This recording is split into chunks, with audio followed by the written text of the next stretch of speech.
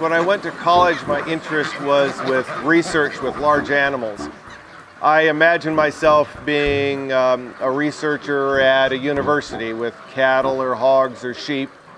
But coincidentally, my father had ducks as a hobby, just a small number. And a gentleman from Los Angeles came to him at one point and said that he would like to buy 40,000 duck eggs a month from my father. Well, that was an astronomical number to him, but it got me thinking about the potential of duck eggs. So I graduated in 4 years, but I shifted from large animal research to duck and goose hatchery business.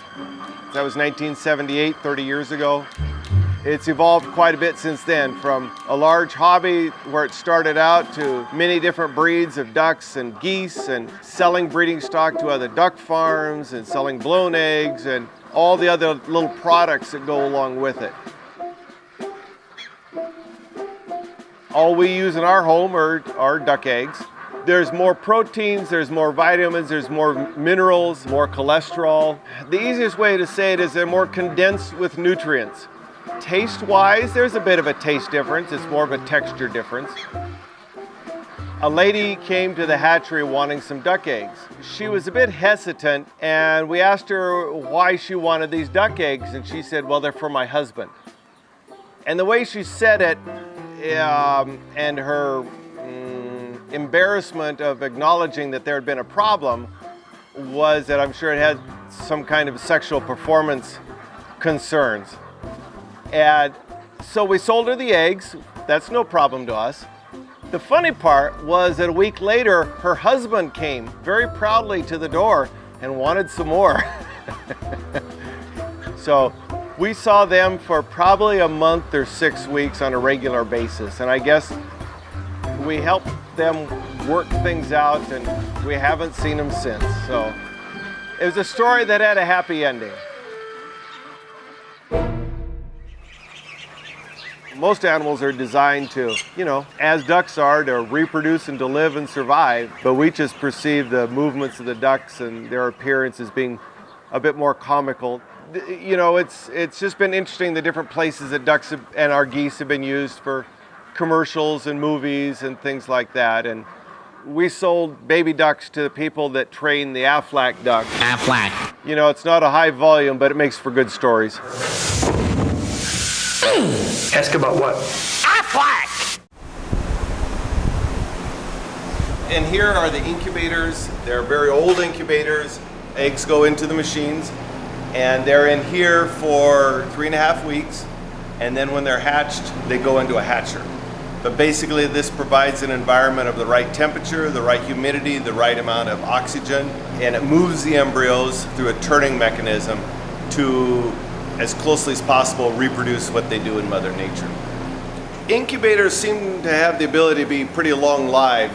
This specific one was built in 1946 and has some pretty old electronic components. And so there's mercury tilt switches, little relays that they just don't make them like that anymore. This is an antique. This is our newest machine, built in the 60s.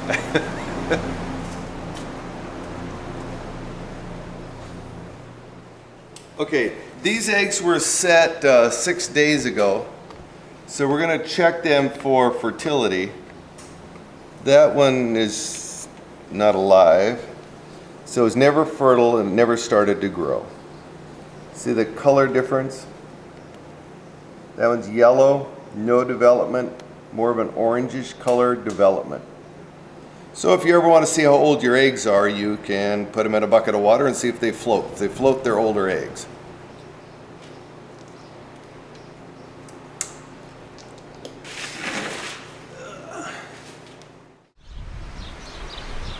Monday morning we come in early, take them out, and then start to get them ready for shipping. So I think we've got some that have started to hatch, and we'll show you those.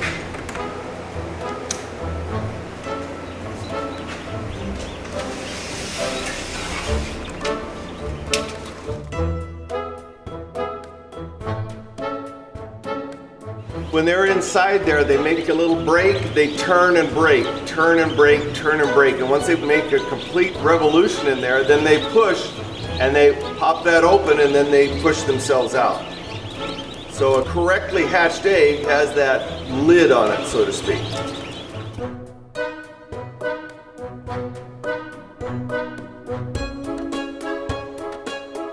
With the light and our speaking, that's stimulating these guys to move and to come closer to me since I'm talking.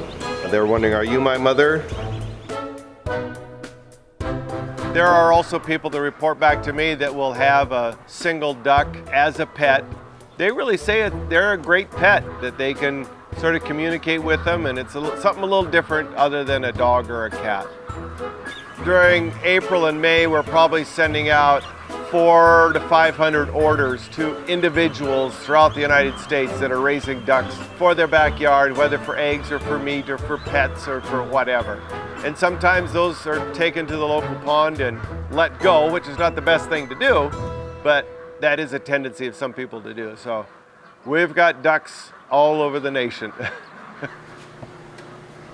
For those that want a decorated egg, they want to make sure the hole is right in the center of the large end. So we use this to center an egg so that we make sure that we get the hole this in the right spot.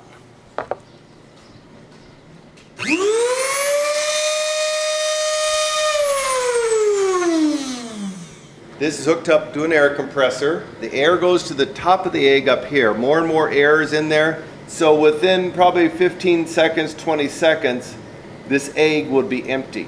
So by the time he takes this off, it's emptied and pretty much dry on the inside. And then it's ready to be sold. No, I've never had a duck or goose as a pet. My son did one time for a 4-H project, but personally, no. Not at this point. I live in, that's my business 7 days a week. If I'm gonna have a hobby, it's gonna be something else.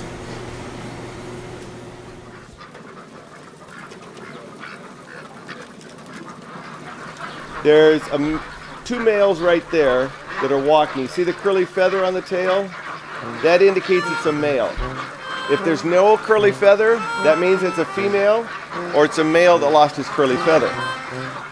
Genetic work has been going on for hundreds of years.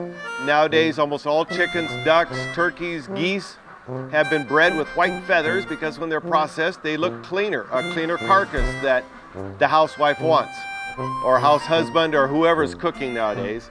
Through breeding efforts that are going toward less fat or more eggs or longer life, they're losing other attributes that were very important in the wild. They can't fly. They probably couldn't survive on their own too well. I would say 99% would not sit on a set of eggs for 4 weeks and hatch them. These ducks behind me originally came from mallard ducks. Almost all domestic ducks originated from the wild mallard. You know, you're not an attorney, you're not a doctor, but if you can be a success at anything, I think that speaks of your abilities. And you know, I enjoy what I'm doing most of the time. With anything, there's ups and downs to it, but I enjoy it, and I really think in the long run that's what's important.